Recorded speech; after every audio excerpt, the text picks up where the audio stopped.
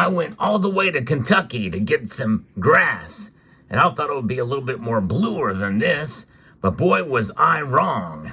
However, there is some good news coming out of Kentucky and some high drama that has occurred during the process. I'll explain as we explore.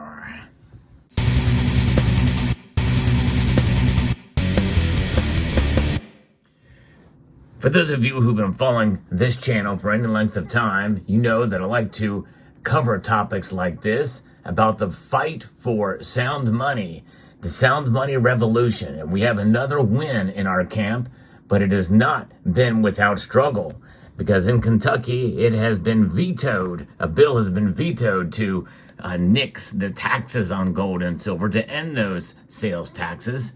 But in a high-stakes showdown with Governor Andy Beshear over a gold and silver sales tax exemption, the Kentucky legislature deemed his attempted line item veto as an illegal act. Yes. And directed the Secretary of State to enroll the exemption into law. As I reported, that it had been vetoed by Governor Beshear. Of course, we saw in other states where Democrat governors have actually passed these laws to exempt sales tax. It's pretty amazing. But here, it looks like the legislature ended up winning. This action makes the bluegrass state the 45th state in the nation to enact this sound money policy, and the second time this year. Good news, even if the grass really is greener on the other side. Originally introduced by Representative Stephen Doan as a standalone bill, the sales tax exemption on purchases of gold, silver, platinum, and palladium coins, bars, and rounds enjoyed strong grassroots support, pun intended for sure, in this piece here from the Sound Money Defense League, thanks in large part to the hard work of the Sound Money Defense League, Money Metals Exchange, and in-state activists. Ultimately, Kentucky House and Senate leaders added the popular sound money provision into House Bill 8, an overarching revenue bill that also involved other tax matters, and sent the bill right on to the governor. However, Beshear, a progressive Democrat, attempted to line item veto the sales tax exemption just this past week. In his veto message, he even went out of his way to smear small-time Kentucky savers who are desperately trying to protect themselves from Biden inflation as rich people. Under the Kentucky Constitution, however, governors only have a line item veto power with respect to appropriations or spending bills, and HB 8 was not such a bill. Now, I'm going to stop right there, because back to this slander on people who accumulate gold and silver as a way to preserve their wealth. I don't know, really, honestly, of many rich people who stack gold and silver, at least openly. We have seen some cases where some of the rich people happen to have gold in their possession. But, think about it. What do the rich do? The rich try to make their money grow for them, just as this grass has grown before it was picked. But that's where a large part of it is. And there's definitely nothing wrong with having a diversified portfolio. But most people who do stack silver and gold, they typically want to preserve their wealth, the wealth that they already have. But just because you have wealth does not make you rich by any stretch or any measure. In fact, most of the people that I know in this community are not rich and that have gold and silver. It takes a long time to be able to accumulate these metals to a certain degree in order to amass any kind of measure of wealth. But again, this is not really about being rich. It's about preserving what you already have. And that's really the bottom line when it comes to stacking. That's what it's about. It's not about getting rich. It's not about making money. It's not about profits. It's about preservation in the end against a system that really is aligned against us, especially nowadays with the hidden tax that is the inflation of the dollar. And this is why we hold these precious metals, because they are self-evident. Now, a former opinion of the state's attorney general further affirms that a line item veto power does not exist for revenue bills, giving further weight to the legislature's action to deem Beshear's veto attempt illegal. Now, that is something that the attorney general has made that remark and that affirmation. So once this takes effect in August, so we've got a ways to go before Kentuckians can be able to take advantage of this. The sales tax exemption covers bullion as well as coins or currency made of gold, silver, platinum, palladium, or other metal, or paper money. That is, it is used as legal tender and is sold based off its value as a collector item rather than its value as a medium of exchange. So in other words, some of these old classic notes that you can find, such as this silver certificate, which really does not have a whole lot of numismatic value, but something like this that you buy for a couple of bucks at your local coin shop will not be taxed. I think that's good. These silver certificates should not be taxed, indeed, because of their collector value. Because really, in a sense, what do these silver certificates do? They harken back to a day when you could actually exchange paper for metal, for the metal there. So, a bill sponsor, Representative Doan, explained this. Sound money is the bedrock of economic stability, ensuring the preservation of wealth and purchasing power over time. For Kentuckians and businesses in the state, sound money fosters confidence in transactions, encourages savings, and facilitates long-term investment, ultimately driving sustainable economic growth.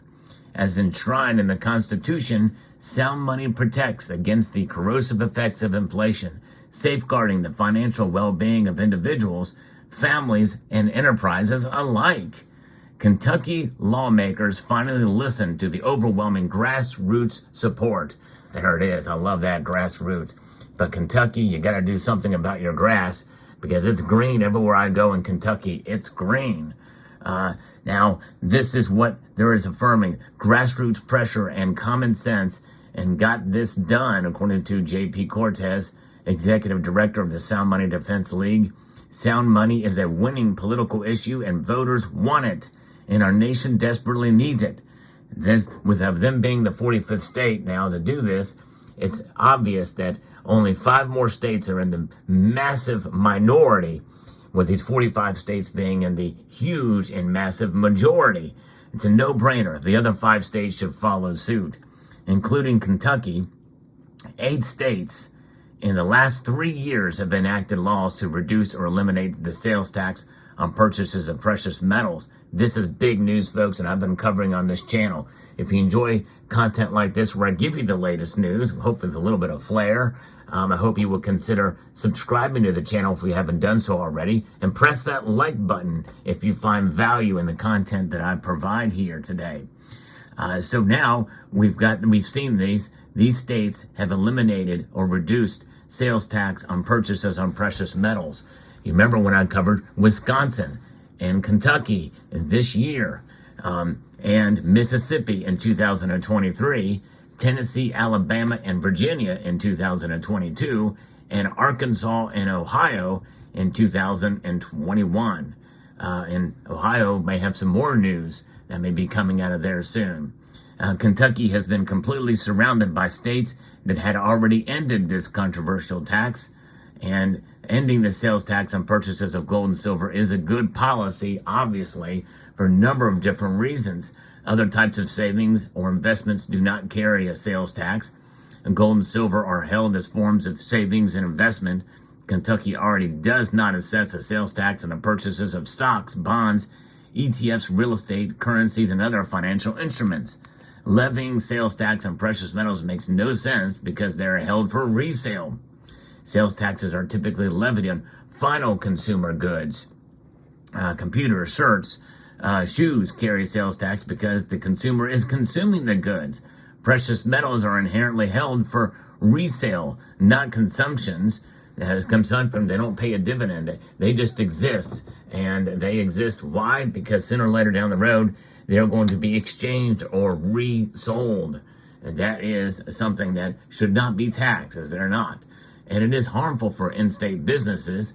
It's a competitive marketplace, so buyers will take their business to neighboring states, as has been the case in Kentucky, because they're surrounded by states that have already done away with sales tax on gold and silver.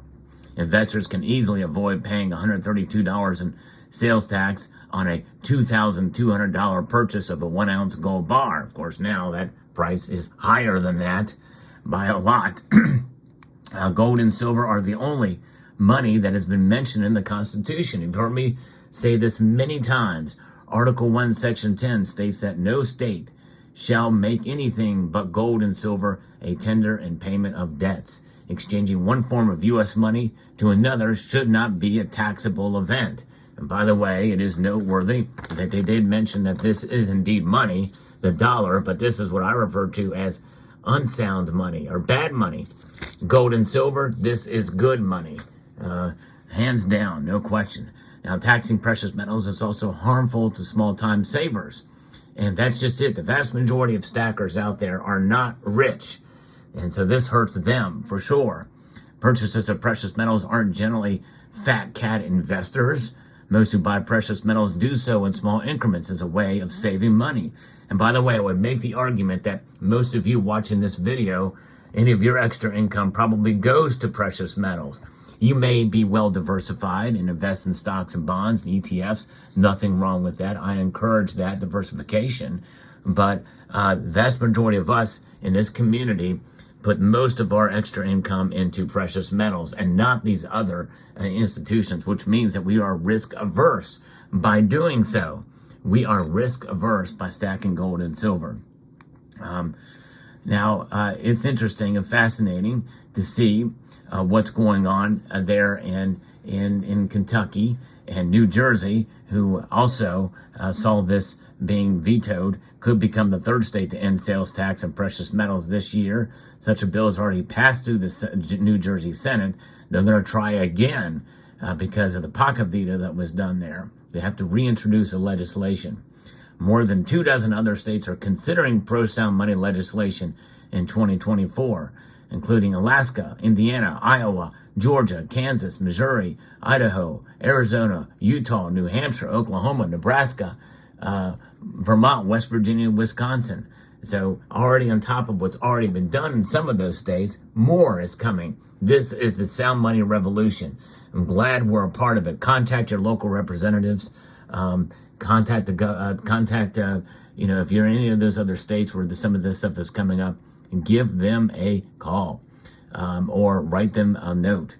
It's unclear whether Governor Beshear will file suit against the legislature for refusing to accept his line item veto as valid. It'll be very interesting to see how this plays out. But so far, we have won and are winning, and will continue in the sound money revolution. Let me know what your thoughts are in the comment section down below. Now I have to clean up all this mess, but I do it for you, the viewer. Thank you so much for taking the time to watch. I want to encourage you to please rate, share, comment, and subscribe.